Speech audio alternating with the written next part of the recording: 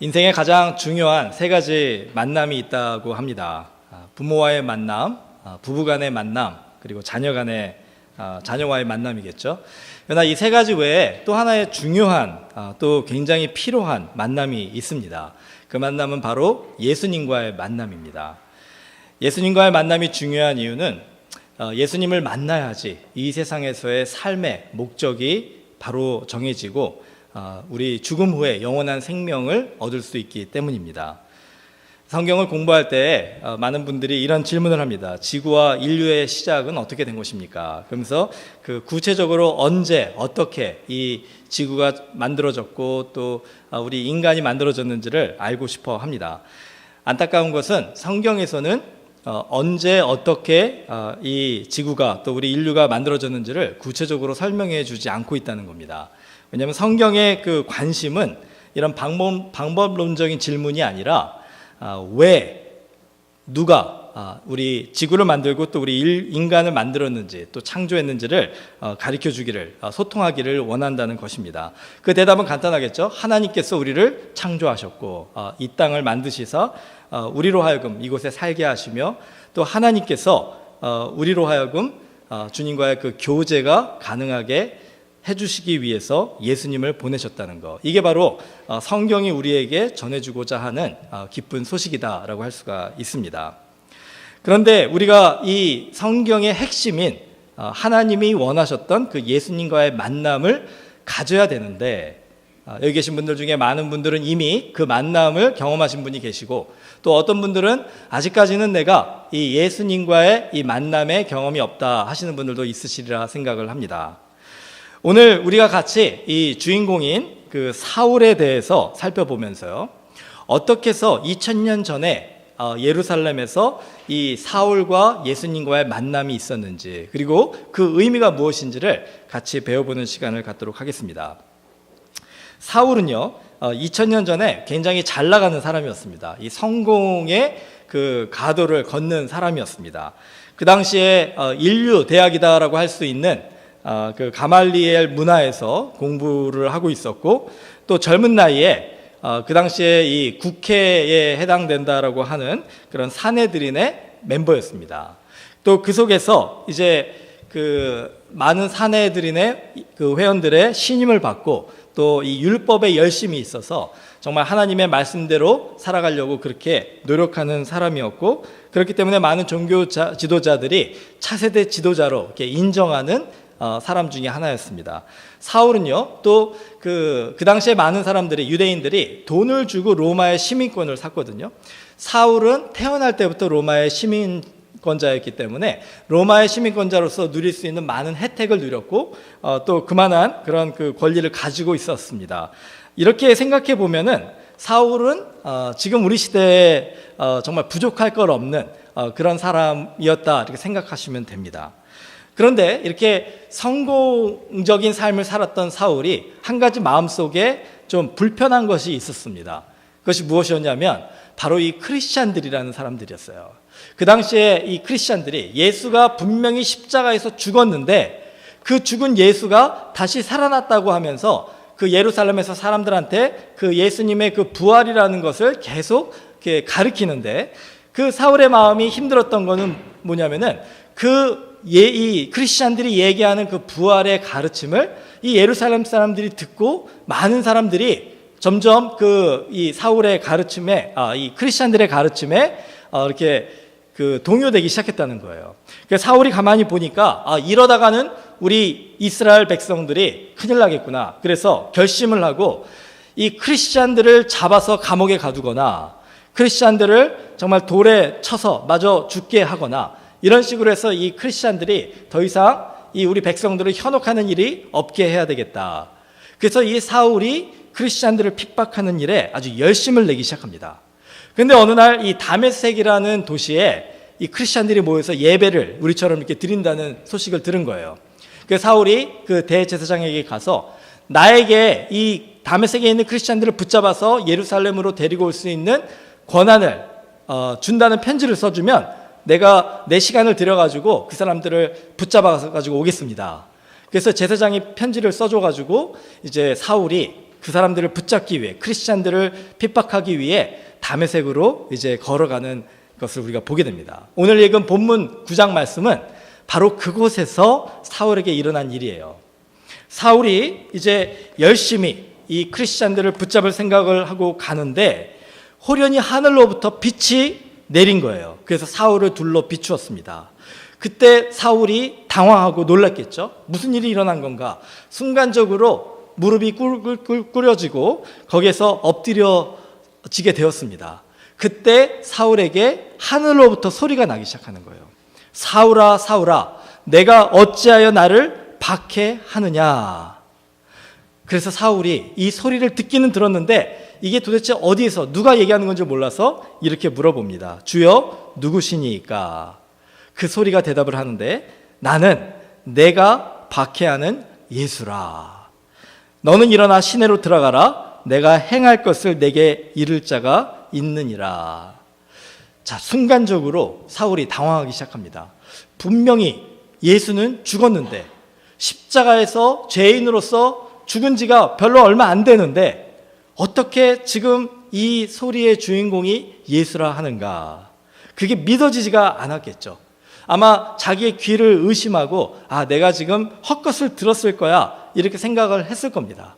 그런데 그것을 자기가 부인할 수 없는 그런 일이 사울에게 일어나기 시작한 거예요. 빛을 보고 음성을 들은 것으로 끝났으면 그냥 해프닝으로 지나갈 수 있었는데요. 사울이 분명히 눈은 떠져 있는데 갑자기 앞이 보이지가 않게 된 겁니다. 순간적으로 사울은 도대체 나에게 무슨 일이 일어나고 있는 건가? 도대체 지금 나에게 나는 예수라 하신 이 음성의 주인공은 누군가? 정말로 십자가에서 죽었던 그 예수가 정말 나사렛의 천한 몫으로 사람들을 현혹하던 그런 죄인 예수가 이 크리스찬들의 말들처럼 죽은 지 3일 만에 다시 부활한 것인가? 지금 사울은 혼자 마음속으로 갈등하고 지금 고민하기 시작하는 겁니다. 만약에 정말로 내가 그렇게 죽었다고 생각했던 이 예수가 부활을 했다면은 그러면은 내가 도대체 무슨 짓을 한 건가? 이 크리스찬들을 감옥에 가두고 스데반의 경우에는 돌로 쳐서 죽이기까지 했는데 정말 그 예수가 이 크리스찬들의 말대로 부활한 살아있는 예수라면 나는 이제 어떻게 하나? 그 마음속에 밀려오는 두려움과 죄책감 때문에 지금 사울이 막 번민하고 있는 그 모습을 우리가 상상해 볼 수가 있습니다. 여러분, 이 사울의 모습이요, 많은 경우에 우리의 모습인 것을 우리가 발견하게 될 때가 있습니다. 정말 우리가 예수 그리스도를 믿는다 얘기를 하지만 정말 우리의 마음속에 교회 생활을 열심히 하고 이렇게 예배를 드리면서 나는 크리스찬이다라고 생각을 하지만 내가 정말로 부활하신 살아계신 예수님을 만난 경험이 있는가 한번 물어보셔야 된다는 거예요. 여러분이 정말로 예수님을 만나셨다면은 그 살아계신 예수님을 만난 여러분의 마음속에 지금 이 사울의 마음이 있어야 되는데 지금 내 마음에 전혀 그런 감동이 없고 그런 두려움이 없고 그런 이 부활하신 예수님이 나에게 무엇을 원하시는가, 내가 그러면 어떻게 살아야 되는가란 그런 고민이 없다면은 한번 우리 스스로에게 물어볼 필요가 있다는 것입니다. 나는 정말로 살아계신 예수님을 만난 경험이 있는가?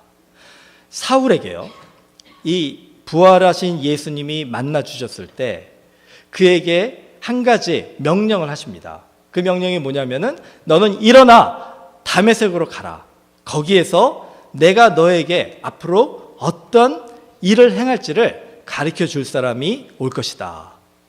사울이 그 순간에 갈등했을 겁니다. 내가 다메섹으로 가야 되나? 아니면 다시 예루살렘으로 돌아가야 되나?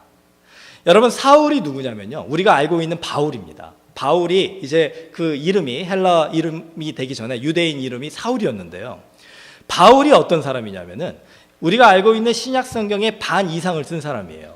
바울은요, 또 어떤 사람이냐면 그 당시에 예루살렘 이상의 그 안디옥부터 시작해가지고 소아시아 전체, 이제 그리스, 마세도니아와 그 고린도와 그 모든 지역에 교회들을 세우는 선봉장의 역할을 한 사도였습니다. 이 교회 역사에서 바울처럼 중요한 인물이 없다라고 할 만큼 가장 위대한 일을 한 사람이 바울인데, 그 바울의 옛날 이름이 이제 유대인 이름이 사울이었습니다. 자, 이 사울이 한번 생각해 보세요.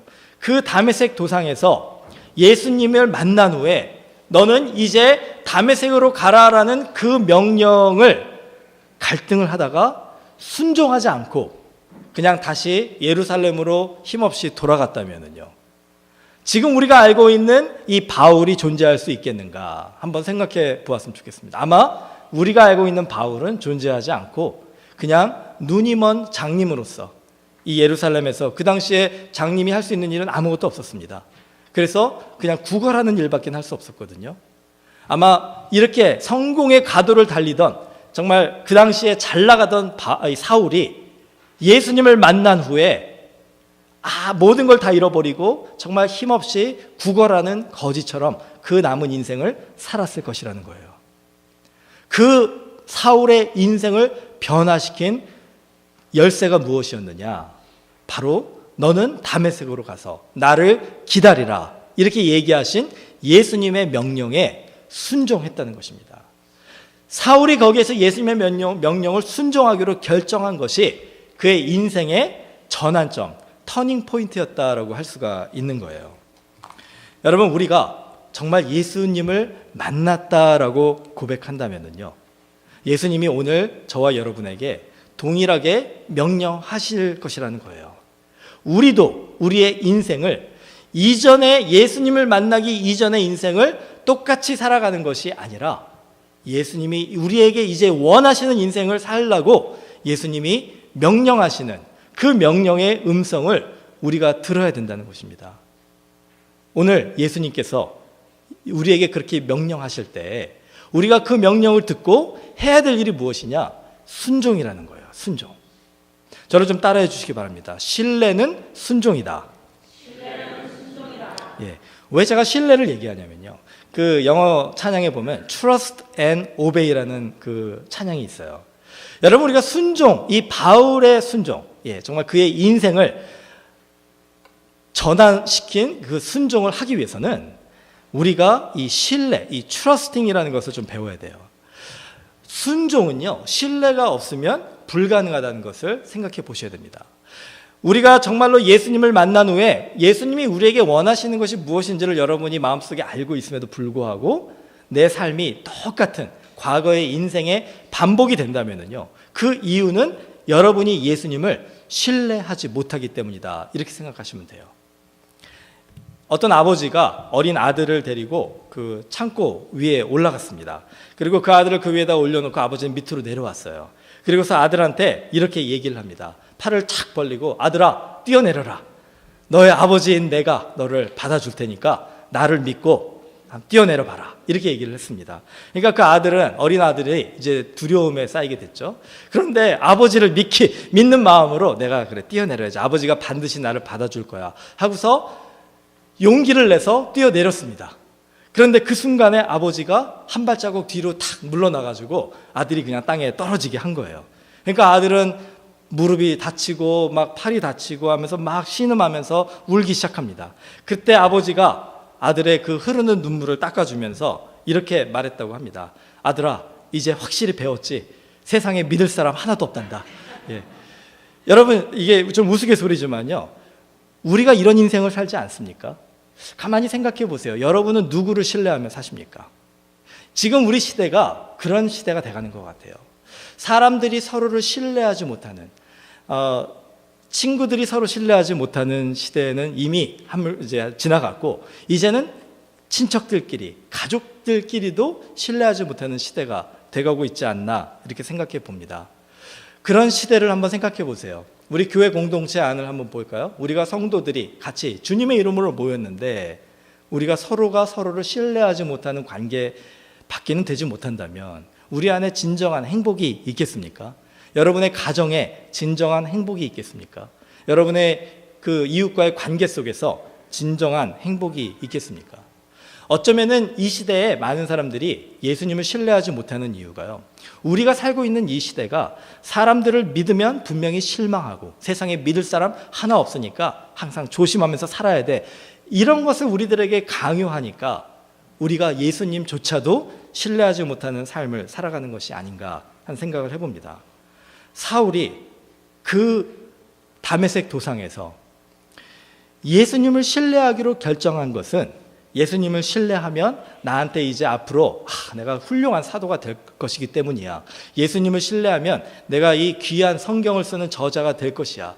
예수님을 신뢰하면 내가 교회를 세우는 그런 그 개척교회 목사로서 사람들한테 인정받을 것이기 때문이야. 그래서 예수님을 신뢰한 것이 아니라는 거예요. 아무 대책이 없고 아무 그 미래에 대한 소망이 없는 그 상황 속에서 사울은 예수님을 신뢰하기로 결정을 한 것입니다. 그런데 문제가 생겼습니다. 신뢰를 하기로 결정을 했는데 진짜 다메섹에 가서 그 집가라는 거리에 그 집에, 조그만 집에 이제 들어가서 예수님이 보내시겠다고 하는 그 사람을 기다리고 있는데 하루가 지나갔어요. 이틀이 지나갔어요. 3일이 지나갑니다. 그런데 아무도 오지를 않아요. 자, 여러분, 사울의 마음속에 내가 들었던 그 예수의 음성에 대한 그 신뢰하는 마음이 점점 사라지지 않을까요? 그렇기 때문에 우리가 정말로 신뢰하는 삶을 살기를 원하면, 특별히 신앙적으로 예수님을 신뢰하는 삶을 살기를 원하신다면요, 두 번째로 해야 되는 것이 있습니다. 뭐냐면은 우리가 신뢰를 하기 위해서 노력해야 된다는 것이에요. 저를 좀 따라해 주세요. 신뢰는 노력이다. 왜냐면은 신뢰를 하기 위해서는요, 그냥 내가 신뢰해야지 생각하면 신뢰가 되는 게 아니라는 거예요. 신뢰하기가 얼마나 힘든지 여러분 모두 경험해 보셨을 것이라 생각합니다. 우리가 우리 힘으로 무언가를 이루려고 노력하는 인생을 살다가 정말 우리의 힘으로 그것이 안 된다라는 그런 환경에 부딪혔을 때 여러분 예수님께로 나오죠. 예수님께 기도하지 않으십니까? 예수님, 나를 좀 도와주세요. 그런데 예수님께서 그때 여러분의 기도에 응답해 주셔가지고 여러분의 모든 일들이 정말 만사가 형통하는 그런 승승장구의 삶을 주시면 얼마나 감사하겠습니까? 하지만 그럼에도 불구하고 여러분의 직장 생활에서 일이 자꾸 꼬이기만 하고 여러분의 학교에서 정말 원하는 그런 결과들이 일어나지 않고 여러분의 가족들의 문제가 자꾸만 복잡하게 얽혀져 가고 또 열심히 돈을 벌기 위해서 일을 하는데 돈은 모이지가 않고 아무리 열심히 내가 이 삶의 어려움을 극복하려고 해도 계속 어려움만이 나에게 닥치고 이런 여러 환경의 어려움들, 이런 상황의 어려움들이 우리들에게 닥칠 때에 더 이상 기도하지 못하게 된다는 거예요. 더 이상 예수님을 신뢰하지 못하게 된다는 것입니다. 사울도 그때 정말 마음속에 갈등이 다시 물밀듯이 밀려왔을 겁니다. 내가 잘못 들은 건가? 예수님은 도대체 어디에 있는 건가? 나에게 기다리라고 했는데 왜 그 오신다는 그 사람은 오지 않는 건가? 사울은 거기에서 그 순간에 다 포기하고 돌아갈 수가 있었습니다. 하지만 성경은 뭐라고 우리에게 얘기하냐면 사울이 거기에서 노력하는 모습을 하나님 앞에 보여주었다는 것을 얘기해 줍니다. 어떻게 노력했습니까? 기도하기를 결정을 했는데 그냥 대충 기도하는 것이 아니라 식음을 전폐하고 기도하기로 했다는 거예요. 내 모든 것을 걸고 정말 하나님이 응답해 주시지 않으시면은 내가 죽기까지 한번 기도해 보자 결정하고 노력하기로 결심한 거예요. 그래서 그가 그 집가라는 거리의 좁은 집에서 정말 혼자는 아무것도 할 수 없는 그 상황 속에서 하나님만을 의지하고 식음을 전폐하며 금식하며 하나님 앞에 간절하게 기도하는 것입니다. 그때 하나님께서 아나니아라는 그 크리스찬, 그 다메섹에 있는 크리스찬을 불러주시고 그를 사울에게 보내셔서 이제 사울에게 하나님의 원하시는 그 말씀을 선포하시는 것을 보게 됩니다. 여러분, 신뢰가 노력이다라고 하는 또 한 가지 이유가 있어요. 우리가 정말로 그 기도를 해야 되는데 기도하기가 힘들 때가 많이 있습니다. 특별히 우리가 사람들과의 관계 속에서 그런 경우가 많이 있는 것 같아요. 여러분, 세상에 신뢰하지 못할 사람들이 많이 있죠. 그런 사람들을 하나님께서 여러분 가운데 붙여주셨으면 예수님이 분명히 사랑하라 하셨기 때문에 사랑은 하기는 해야 되는데 도저히 안 된다는 거예요. 그랬을 때 여러분이 하셔야 되는 것은 뭐냐면은 사랑하기 힘들면 기다리시는 거예요. 근데 기다리는 것도 힘들면 기도하시는 겁니다. 기도하실 때 어떤 일이 일어납니까? 하나님께서 새로운 그런 하나님의 사람들을 붙여주시는 거예요. 그 사람들과 함께 여러분의 마음속에 하나님의 주시는 그 성령의 위로와 격려를 받고 그 사람들과 함께 성령의 충만함을 받아서 내가 사랑할 수 없었던 사람들, 내가 신뢰할 수 없었던 사람들을 신뢰할 수 있고 사랑할 수 있게 만들어 주신다는 겁니다. 왜 우리가 이 신뢰는 노력이라 하냐면 예수님께서 그 본을 보여주셨기 때문에 그래요. 여러분, 우리가 부활하신 예수님을 오늘 축하하는 날이지만 예수님의 그 십자가의 사건을 다시 한번 생각해 보시기 바랍니다. 예수님이 신뢰해야 했던 사람들이 누굽니까? 예수님의 12 제자들이었어요. 그 사람들은 예수님과 3년을 동거동락하면서 예수님을 충성을 다해서 섬기겠다고 얘기했던 사람들입니다. 그 중에 일부는 내가 죽을지언정 예수님을 부인하지 않겠다고 얘기를 했고, 또 그들 모두가 다 자기의 모든 것을 포기하고 예수님을 쫓는다고 자신 있게 얘기했던 사람들입니다. 그래서 예수님이 그 12 제자를 특별히 신뢰하려고 했는데 어떤 일이 일어났습니까? 한 사람은 예수님을 배신하고 한 사람은 예수님을 부인하고 나머지는 다 예수님을 버리고 도망을 쳤다는 거예요.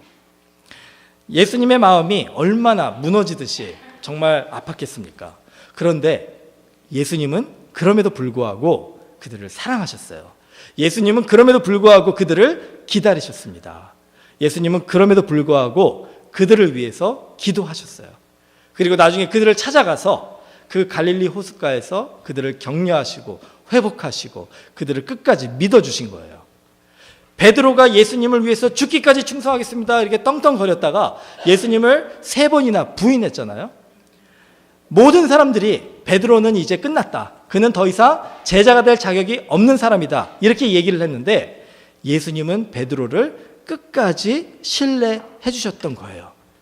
너가 지금은 이 모양 요꼴이지만 너가 하나님의 성령으로 변화될 때 이제 사람들이 너를 이끌어 나의 복음을 전하는 귀한 일꾼으로 쓸 것이다. 그 베드로의 현재의 모습을 보지 않고 앞으로 일어날 놀라운 일들을 보면서 베드로를 신뢰해 주셨다는 것입니다. 그래서 신뢰는 노력이에요.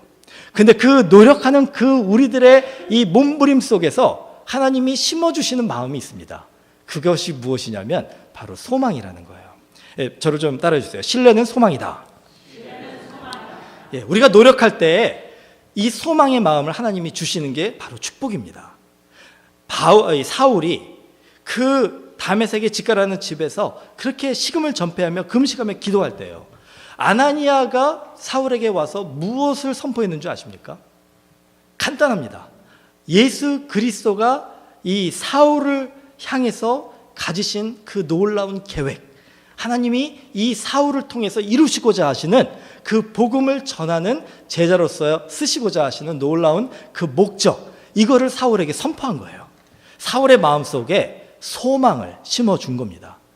나는 이제 그냥 거지처럼 사람들 앞에 구걸하면서 살아야 되겠구나, 내가 이제 앞을 보지 못하니까 내 인생, 내 성공은 다 끝난 거야, 이렇게 좌절하는 사울에게 예수 그리스도의 소망을 심어준 것입니다.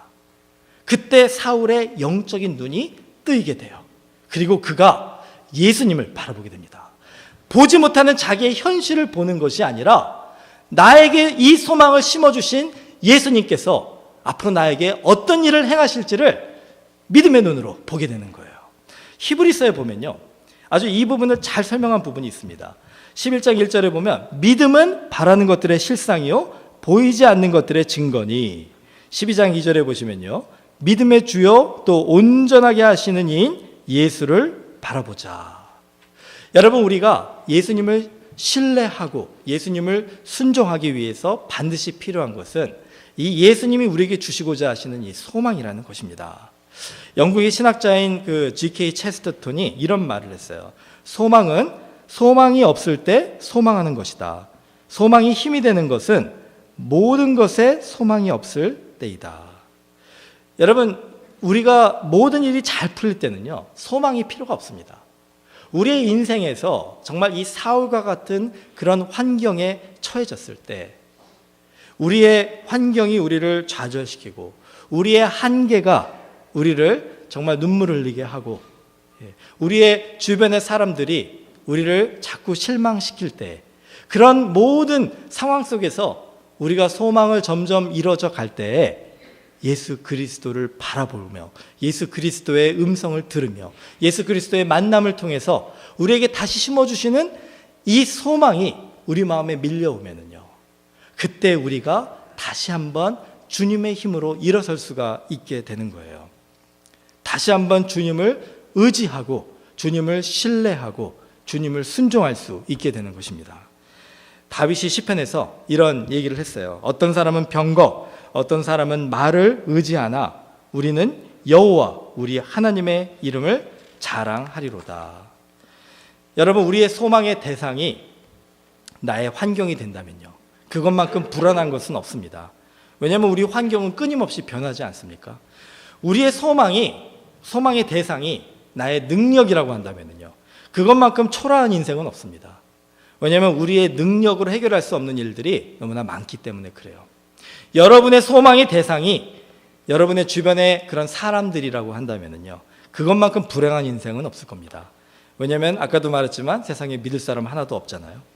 여러분, 우리의 환경, 우리의 능력, 우리의 이 관계들을 초월하신 예수 그리스도의 우리의 소망을 두신다면요, 하나님께서 우리의 삶을 다스리시고 우리로 하여금 그 모든 것들을 초월하시는 주님의 능력을 보여주신다는 거예요. 그게 바로 예수님을 만난 사람들의 마음이라는 것입니다. 태풍이 불 때 여러분이 태풍 속에 휩싸여 들어갔어요. 여러분, 그때 여러분에게 가장 안전한 곳이 어딘지 아십니까? 여러분이 태풍의 그 변두리에 지금 있는 상황 속에서 이 태풍 밖으로 나가지 못한다면요, 여러분이 목숨을 구하기 위해서 하셔야 될 일이 무엇이냐면은 태풍 속으로 들어가는 거예요. 왜냐하면 그 태풍의 이 아이 오브 스톰이라고 하지 않습니까? 그 태풍의 눈, 그 태풍의 눈은요, 이 바람들이 다 이렇게 원심력 때문에 다 밀려가가지고 구름 한 점 없는 푸른 하늘을 가지고 있는 곳입니다. 그 태풍의 눈에는요, 바람 하나 불지 않는 잔잔한 아주 평온함이 있는 곳이에요.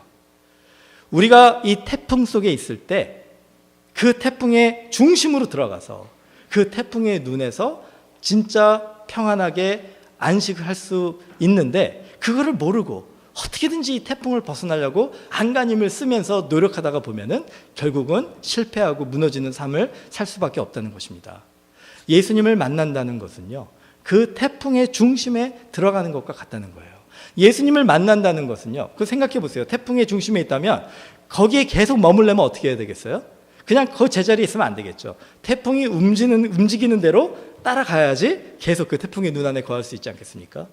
예수님이 우리에게, 사울에게 얘기하듯이 직가의 거리로 가서 나를 기다리라 이렇게 명령하시듯이 우리의 삶 속에 예수님이 명령하시는 그 명령을 순종한다는 것은요, 예수님이 우리의 삶을 보호하시고 지켜주시는 대로 우리가 순종하고 그 흐름을 따라서 이끌어 간다는 거예요.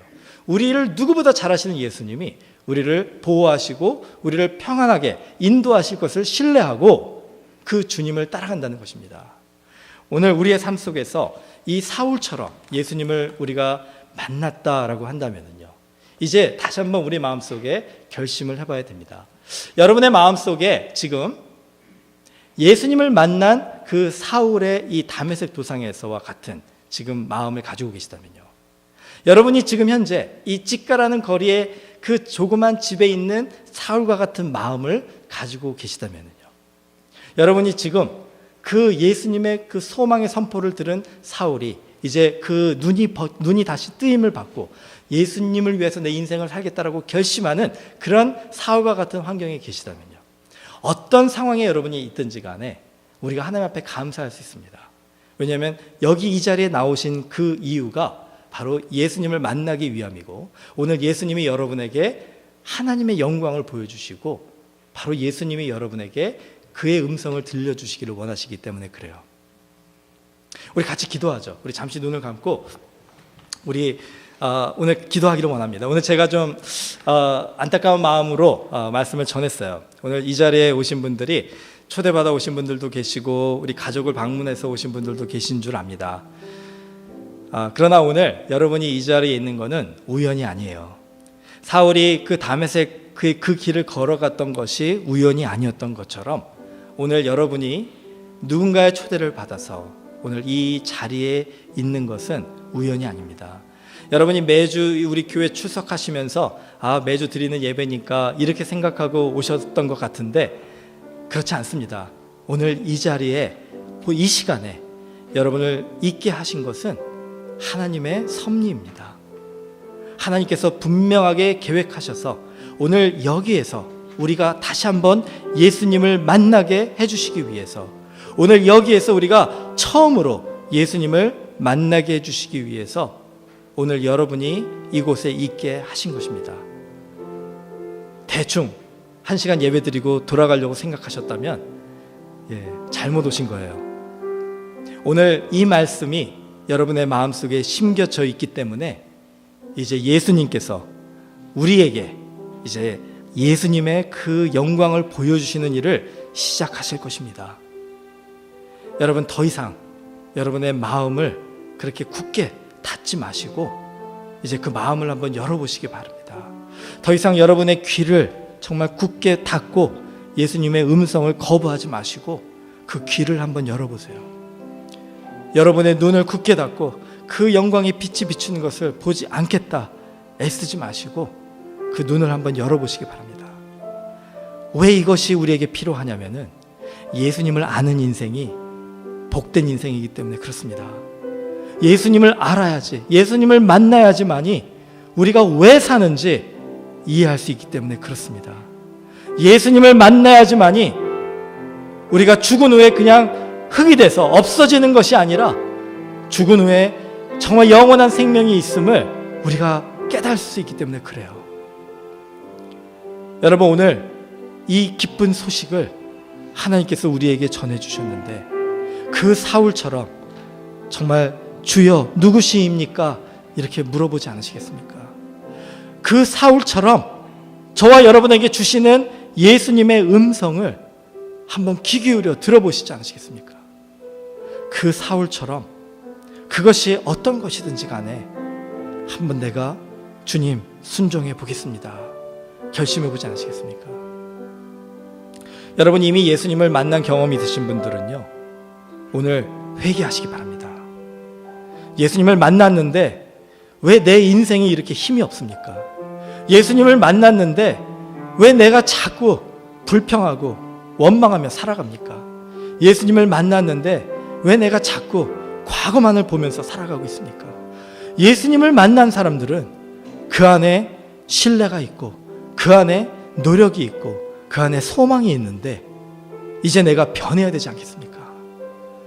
사울을 하나님께서 끝까지 신뢰하시고 그렇게 아름답게 그 기회를 주셨듯이 베드로를 신뢰하시고 그를 끝까지 사랑하시고 격려하셨듯이 오늘 저와 여러분을 사랑하시고 이 자리에서 다시 한번 우리를 초대하시는데 이제 우리가 예수님을 새롭게 만나서 결심하는 시간 되어야 될 줄로 믿습니다.